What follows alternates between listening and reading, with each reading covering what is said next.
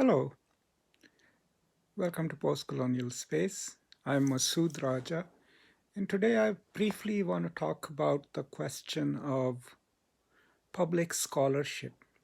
Now, I started thinking about it a few months ago, but my thoughts on it sort of crystallized after I started doing my series on Edward Said, and we are in the process of reading the introduction where he talks about the question of pure knowledge and political knowledge, which, in my opinion, is connected to the question of public scholarship.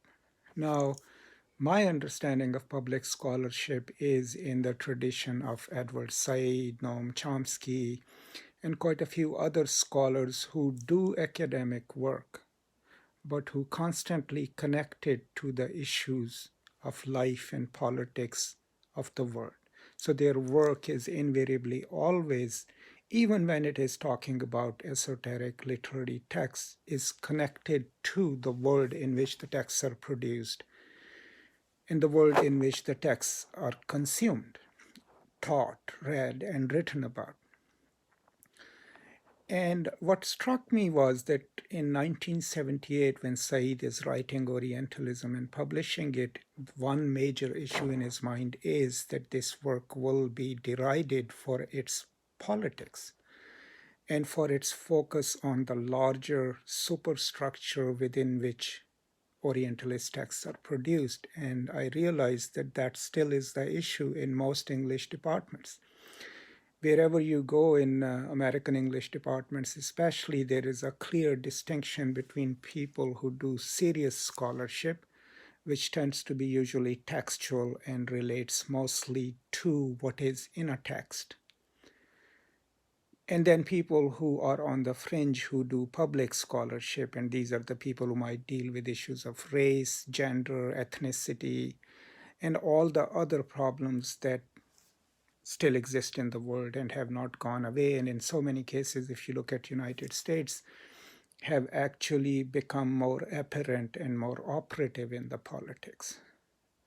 So my opinion, where do I stand on it? Of course, I'm a post-colonial lit scholar, right? So there is no way I can just teach or write about literary texts where it is just about the text and their formalistic aspects and aesthetics. My field itself is deeply political. And it's deeply political because it deals with issues of historical injustices, historical acts of appropriation, their representation, and the challenges posed to them. So, is my scholarship then public? Yes. Does it need to be public? I believe so.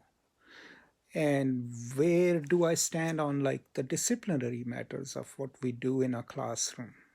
I believe through my readings of critical pedagogy and radical pedagogy that literature or humanities departments are the only departments where we can train, educate, and inform our students about things beyond the text. We are the only departments that actually encourage the students to think about the larger structures, to think critically. I mean, if you look at education departments, even they only teach their students how to succeed within the educational law. The legal departments teach them the law. Business departments teach them how to succeed in the current business scenario. The humanities or humanistic disciplines are the only places where students, along with getting factual information and textual information, also learn the habit of questioning a text, right? Questioning how it is formulated, formalistically, how it is composed, but also questioning what is the politics behind it, what is the authorial politics, what is the politics of the characters within the novel. And then how do we respond to it? We also train our students to kind of trace a genealogy of their own response.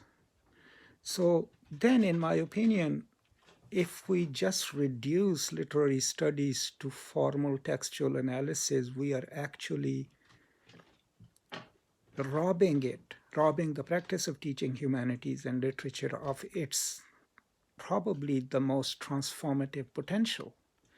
And that potential is to enable our students, encourage our students to think critically about the text and then take it a step beyond and think about the world in which the text is produced critically, but think about the world in which the text is consumed also critically. And hence, when they have this habit of critically, politically engaging with the text, they can then develop the capabilities of transforming the world, of doing the kind of work or performing the kind of pedagogy that is transformative and that can rethink the system itself in which we exist.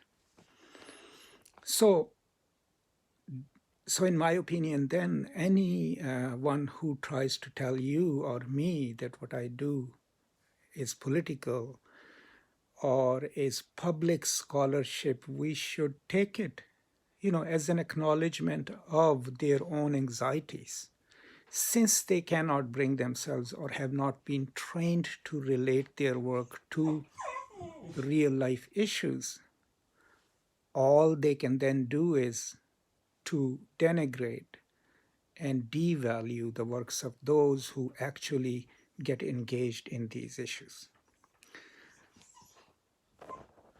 So, to be very honest, I mean, I could not do what I do in my classes or in my scholarship if I didn't look at the politics of the text, but also my own politics. Why do I think the way I think about certain issues, right? When I pose that question to my own work, it enables me to teach differently and to write differently because it forces me to question my own assumptions about my own work. Now, if I were to take what I do as a stable medium and just continue producing what I produce, then there is no room for me to change my practices. And if I just teach myself that I live in the ivory tower and my job is to just seek meanings in the text, then I am detaching myself from this word, this unjust word, right? And creating this space for myself within the academy where I feel safe and where my actions are meaningful to me only within the logic of what I've told myself or what I've learned or internalized as things meaningful. Now, I always say in my classes, like that literature by itself cannot make us better people. I mean, simply if I can read a play differently and say 10 different things in a very elite vocabulary about it doesn't make me a better person, right? And I give them the example, like my mother was an unlettered woman. She could not read and write, but she was a wonderful human being. So we don't even need to know art, literature, or know how to appreciate it to be better people. But literature, if connected to the world in which it is consumed and produced, can be transformative, can make us think of our own privilege, and maybe can help us become better people. That is my point. So what I consider public scholarship then, of course, is the kind of scholarship that places our work and our teaching within the world. As Said taught us, right, that all texts are worldly, right? And they exist in the world and they have an impact on the world. And those of us who consume those texts, write about them, talk about them, then need to acknowledge that. So these are some of my thoughts on the issue of public scholarship, and that it still is derided and it still is a contested way of doing things, at least in literature departments. I would love to hear your views. Of course, I mean, those of you who practice critical pedagogy or those of you who teach literature, share with us, what are expectations in your departments, at your institutions, in your country of a literature professor, of a literature scholar. What do you do in your classes to make it more relevant to the world in which the literature is produced and taught and consumed?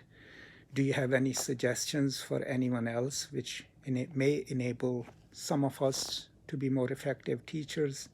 These are some of the things to which you can contribute and add, and I would love to hear your views. As far as I am concerned, one of the strategies that I always use is asking my students to read a text, talk about it, then talk about, what politics are within the text, right? If there is a character has an opinion, where does he or she come from? And then correlate it to the world. Whose generic views does it equate to? And that way they can move from the characters in a text to the real life world and understand, you know, what kind of politics does that character exist? And then what kind of a politics are we supposed to internalize if we absolutely buy into that character without reading the irony in it, or even without reading against the grain of the claims of a character or a novel? So these are some of the things that I think about when I teach. So I would love to hear your views. And thank you so much for joining me. And now I will see you next time. Until then, peace and love.